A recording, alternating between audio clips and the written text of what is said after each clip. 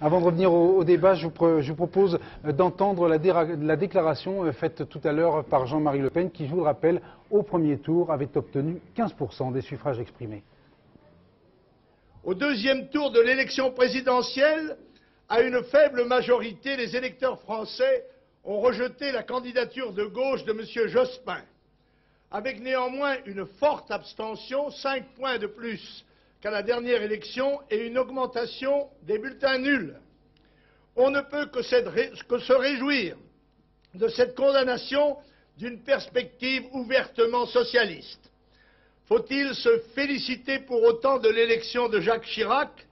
On peut en douter si l'on considère ses échecs passés et la similitude de son programme avec celui de M. Jospin.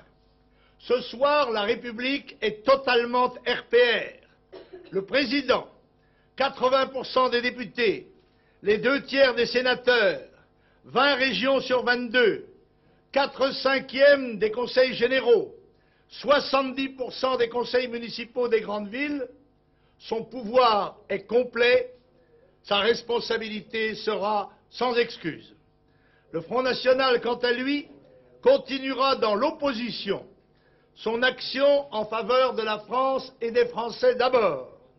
Il appelle ses militants et ses amis à commencer immédiatement la campagne des municipales des 11 juin dans un esprit de rassemblement national.